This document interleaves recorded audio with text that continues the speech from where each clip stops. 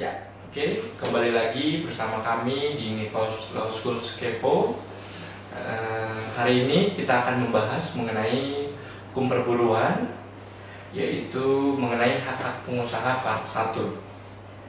Jika kita berbicara mengenai hukum perburuan, di mana dalam hukum perburuan itu para pihaknya adalah pengusaha dan pekerja atau buruh.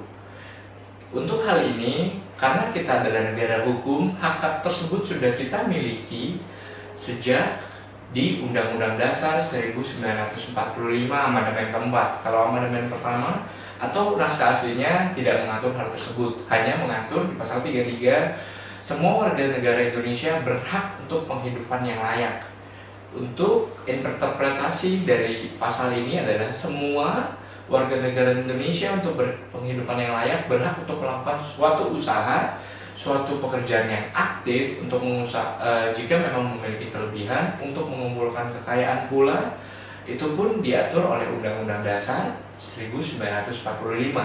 Sedangkan di amandemen keempat dengan adanya perkembangan zaman sudah diatur statuta atau ketentuan-ketentuan lebih rinci mengenai hak-hak asasi manusia seperti hak untuk hidup, hak untuk mengumpulkan kekayaan. Dari ketentuan Undang-Undang Dasar ini dibuatlah suatu perundang-undangan yang mengatur ketentuan hak-hak dari si pengusaha tersebut. Hak pengusaha seperti mengumpulkan kekayaan. Mengumpulkan kekayaan mekanismenya seperti tidak boleh bertentangan dengan kesusilaan, tidak boleh bertentangan dengan hukum, misalnya melakukan suatu bisnis di luar dari ketentuan perundang-undangan, misalnya bisnis narkoba atau bisnis apapun itu yang memang tidak baik ataupun yang dilarang oleh hukum. Hal-hal tersebut tidak boleh dilakukan oleh pengusaha untuk melakukan usahanya demi mencari keuntungan. Itu tidak boleh. Sedangkan untuk hak-hak lain yang semua sumber dayanya ada di Indonesia boleh dieksplorasi untuk kita olah untuk mendapatkan keuntungan bagi si pengusaha tersebut. Itu boleh saja selama tidak bertentangan dengan undang-undang. Dan hak-hak pengusaha lain adalah yang diatur dalam Undang-Undang Dasar seperti hak untuk berserikat. Nah, hak untuk berserikat ini jika kita kategorikan kepada pengusaha dapat disimpulkan menjadi cikal bakal dari adanya badan-badan hukum. Pengusaha dalam menjalankan usahanya dapat membuat atau membentuk suatu persekutuan atau perserikatan terhadap temannya atau terhadap rekanannya dengan bentuknya itu seperti kita ketahui badan usaha sendiri di Indonesia itu ada CV yang memang sampai saat ini belum ada undang-undangnya, jadi kita masih memakai ketentuan Belanda atau di bahasa Indonesianya CV adalah perseroan komanditer sendiri. Kemudian ada UD, usaha dagang. Jika memang ternyata dalam melaksanakan usahanya si pengusaha ini tidak ada rekanannya, jadi dia bisa sendiri, namanya di dalam aktanya cukup sendiri ataupun UD ini usaha dagang. Kemudian ada yang kita sebut dengan firma. Firma ini definisinya tidak jauh berbeda dari perseroan komanditer. Cuma bentuknya biasanya kalau perseroan komanditer untuk hal-hal yang berbau laba dan berbau dagang. Sedangkan untuk firma berbau jasa, seperti jika ada 2 orang pengacara atau 3 orang pengacara berkumpul berserikat ingin membentuk suatu kantor hukum, badan usahanya biasanya adalah firma. Itu. Jadi tadi seperti yang saya sebutkan ada badan usaha yang berbentuk usaha dagang. Usaha dagang ini juga ada nama lainnya yang merupakan definisinya sama atau artinya sama, adalah perusahaan dagang. Di mana usaha dagang dan perusahaan dagang ini pemiliknya bisa tunggal dan haknya pun absolut. Haknya absolut tapi kewajibannya juga absolut, tanggung jawabnya absolut. Nanti saya akan jelaskan hak-hak dan kewajiban-kewajiban atau plus minus dari masing-masing badan usaha ini. CV, UD, kemudian PD, perusahaan dagang, kemudian firma. Dan setelah 4 badan usaha ini, ada lagi satu yang memang tidak kita boleh tinggalkan, ada maskap. Ini merupakan persekutuan atau perkumpulan atau badan usaha yang paling lama ada di Indonesia yang menyadur atau mentranslate dari hukum Belanda. Maskap ini adalah persekutuan perdata, yang artinya adalah ketika ada dua orang atau lebih bersekutu, maksudnya bersekutu adalah melakukan suatu perikatan atau perjanjian untuk mengingatkan dirinya, mengingatkan hak dan kewajibannya di dalam satu ketentuan atau di dalam satu wadah. Ini yang disebut dengan persekutuan perdata.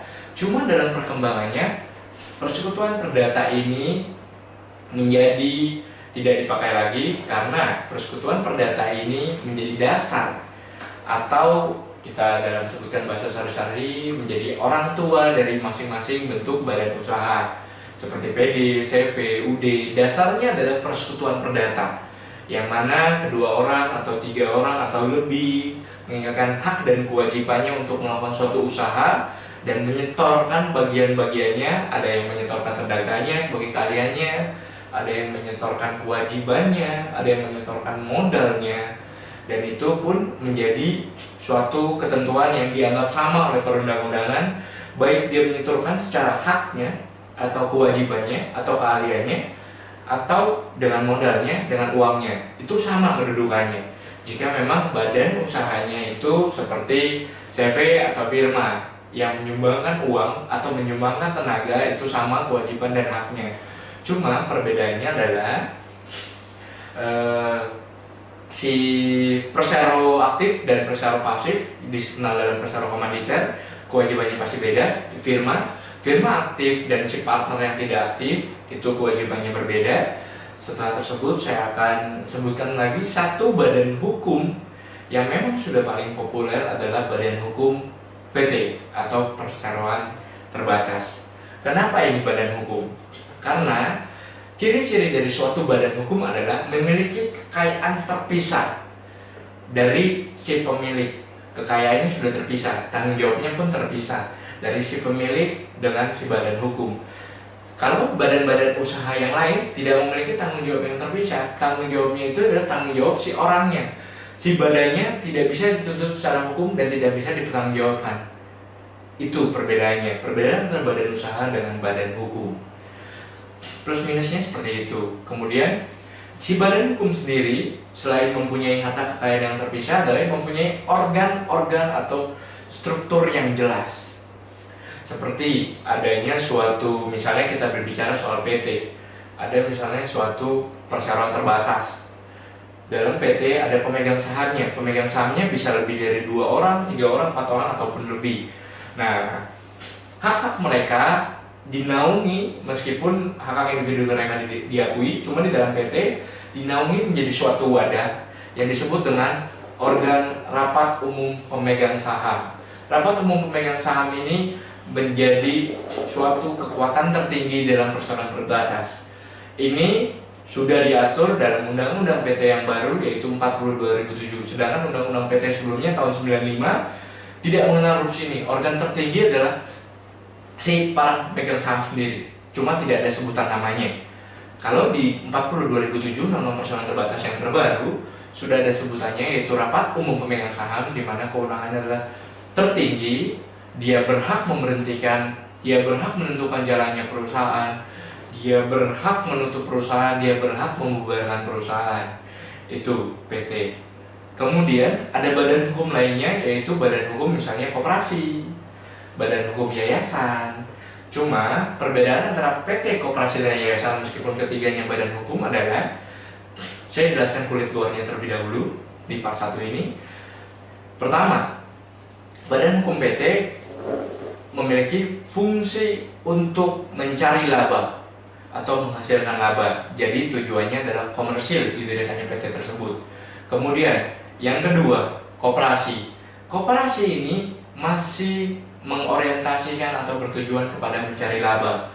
Cuma perbedaannya dengan PT adalah kalau PT mutlak komersil, sedangkan koperasi non komersil. Dia bisa mencari laba, cuma untuk anggota-anggotanya dia harus mensubsidi dan meningkatkan kesejahteraannya. Ini merupakan suatu perkembangan atau pengembangan dari bentuk maskap itu tadi, dan ini sudah berbadan hukum karena memiliki harta yang terpisah atau modal yang terpisah dari para anggotanya. Nah, kalau di koperasi, organ tertingginya adalah rapat anggota. Anggota-anggota ini jika mau mengeluarkan suatu keputusan harus berbentuk rapat anggota. Rapat anggota ini kewenangannya sangat tertinggi. Dia bisa menghentikan pengurus, membubarkan koperasi, menggabungkan koperasi, atau memecah koperasi menjadi dua, atau menambah kegiatan koperasi. Nah, koperasi ini di dalam prakteknya di Indonesia, jenis-jenisnya ada koperasi simpan pinjam, koperasi penjualan, koperasi misalnya koperasi unit kerja, ataupun koperasi apapun yang memang diakui oleh perundang-undangan dan tidak dilarang. Misalnya koperasi penjualan, koperasi ada juga misalnya dia bidang usahanya adalah angkot, kita kenal itu badan usahanya biasanya koperasi, atau membentuk suatu swalayan itu koperasi. Sedangkan badan hukum yang satu lagi adalah yayasan. Yayasan ini merupakan suatu badan hukum juga, tetapi yayasan didirikan tidak boleh untuk mencari laba. Jadi jika pengusaha ingin melakukan suatu kegiatan jual beli seperti ekspor impor, ataupun mau melakukan suatu perdagangan, mau membentuk suatu produksi atau pabrik yang orientasinya adalah laba, itu tidak boleh membentuk suatu yayasan atau badan hukumnya yayasan. Karena badan hukum yayasan sesuai dengan Undang-Undang Yayasan 21 tahun 2004, undang-undang terbarunya, tidak boleh mencari laba, di mana hal tersebut sudah diatur secara tegas oleh perundang-undangan. Jadi yayasan adalah bidang usahanya atau bidang kegiatannya adalah 3, agama, sosial, dan kemanusiaan. Di lain dari 3 itu tidak boleh berbentuk yayasan. Contoh, jika kita ingin mendirikan sekolah, kita harus berbentuk suatu yayasan, tidak boleh perseroan terbatas. Jika kita ingin mendirikan suatu rumah sakit, kita harus berbentuk suatu yayasan. PT pun boleh, cuma untuk rumah sakit yang bertujuan untuk nirlaba dengan membantu sesama, bentuknya harus yayasan. Jika kita ingin membentuk panti asuhan, bentuknya harus yayasan, tidak boleh PT, tidak boleh koperasi apalagi. Kemudian, jika kita ingin membentuk suatu panti asuhan atau rumah yatim, atau misalnya untuk orang tua adalah panti jompo, bentuknya harus yayasan untuk badan hukum yang menaunginya. Tidak boleh kita semerta-merta memiliki misalnya kekayaan yang berlebih. Kita sebagai individu pribadi ingin membentuk atau membuat suatu panti asuhan misalnya sendiri saja, penanggung jawabnya sendiri. Itu tidak boleh menurut peraturan perundang-undangan. Jadi pelindung dari suatu panti asuhan, panti jompo, atau panti apapun itu harus berbentuk suatu badan hukum, yaitu yayasan. Apa sih enaknya ketika kita bicara mengenai perbedaan antara badan usaha dengan badan hukum? Pastinya jika badan usaha, kewenangannya atau tanggung jawabnya ketika kita mempunyai suatu kewajiban, misalnya hutang, dan dituntut sama kreditur kita harus bayar, ternyata di dalam UD-nya misalnya, atau PD-nya misalnya, ataupun CV-nya misalnya, ataupun firman, asetnya sudah habis, ini hartanya nih, sudah habis. Nah, hartanya sudah habis, tapi ketika si individunya atau si pemiliknya masih memiliki harta pribadinya harus ikut dijaminkan ataupun harus ikut diserahkan untuk pembayaran hutang-hutang dari si badan usaha tersebut. Sedangkan badan hukum, koperasi, PT, yayasan, jika bangkrut, jika dituntut dari pihak ketiga untuk membayar suatu hutang-hutangnya dan asetnya ternyata habis dan dibangkrutkan, cukup badan hukumnya saja, sedangkan harta dari si pemilik, harta dari si pengusaha tidak diganggu-gugat. Seperti itu. Jadi memang bentuk kewenangan, bentuk absolutnya adalah perlindungannya lebih besar di badan hukum daripada di badan usaha. Cuma dari segi perizinan dan permodalan, badan usaha lebih murah.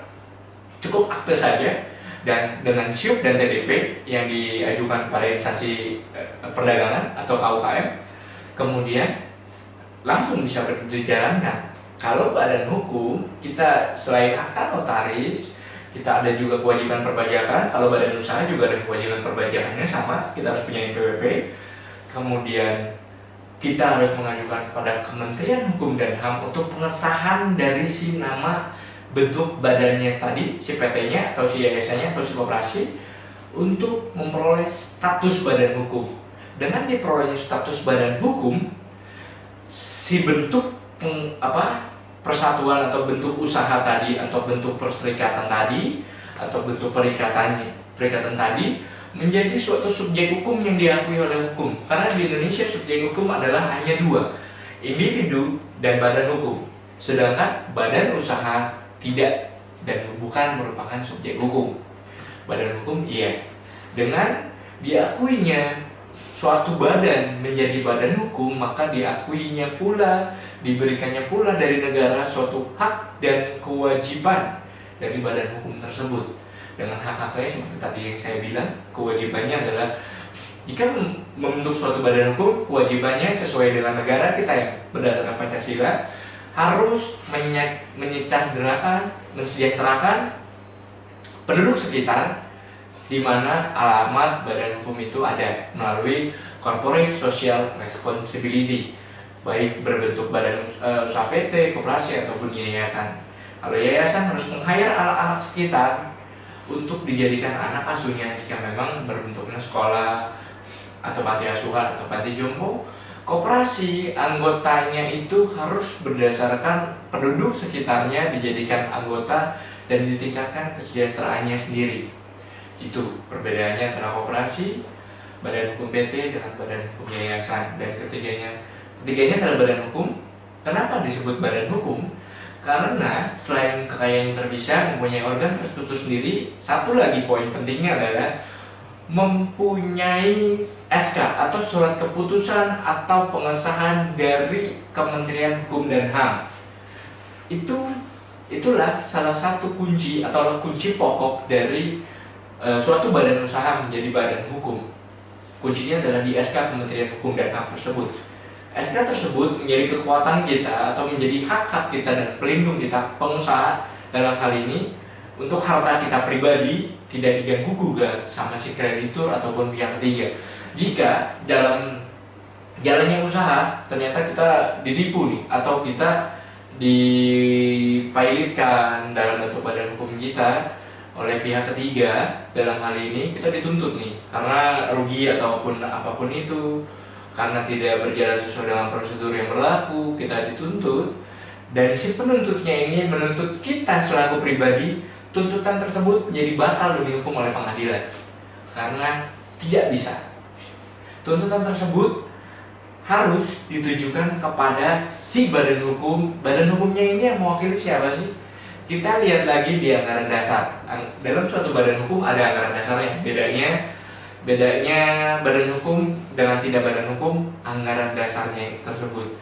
Badan hukum memiliki anggaran dasar, tidak badan hukum tidak punya anggaran dasar. Di dalam anggaran dasarnya, di dalam pasal 13 ada kewenangan direksi. Direksi berhak untuk mewakili perseroan ataupun dalam hal ini PT di muka pengadilan. Jadi direksi yang mewakili. Dalam hal ini jika direkturnya lebih dari satu, ada direktur utamanya yang mewakili. Jadi tuntutannya adalah direktur utamanya yang mewakili jika melakukan suatu perbuatan perdata. Kita bedakan dulu ya pertanggungjawaban perdata dengan pidana ya. Kalau pertanggungjawaban pidana melekat kepada si pembuat keputusan atau si penantangan, bukan si badan hukumnya. Sedangkan perdata dalam hal ini utang piutang badan hukumnya. Jika si direktur utamanya korupsi melakukan suatu tanda tangan dengan mencairkan uangnya ke dalam kantong pribadinya, si direktur utamanya ini yang harus dipenjara, bukan badan hukumnya yang dibubarkan. Kalau masalah ke pengadilannya berbentuk perdata gugatannya atau hutang piutang, si direktur hanya mewakili, bukan direkturnya yang dipenjara, tapi direkturnya yang mewakili, dan yang dihukum adalah badan hukumnya. Badan hukumnya dalam hal ini PT-nya, koperasinya, atau yayasannya. Kalau direktur ya PT-nya. Dalam hal ini harus yang dihukum. Hukumannya bisa si pengadilan membubarkan PT-nya tersebut. Kemudian si PT-nya diwajibkan untuk membayar seluruh hutang piutangnya berdasarkan aset-asetnya dijual dan segala macam, disita oleh pengadilan atau apapun, itu bisa. Pembubaran PT, pembubaran badan hukum hanya bisa melalui dua mekanisme, melalui organ-organnya sendiri atau atas keinginan sendiri, dan dibubarkan oleh pengadilan karena adanya tuntutan dari pihak ketiga. Sekian untuk part 1 mengenai hak pengusaha ini. Sampai ketemu lagi dengan saya di Nikos Law School. Jangan lupa untuk subscribe channel kami di YouTube di Nikos Law School Kepo, dan like fanspage kami di Facebook di Nikos Law School Indonesia. Terima kasih.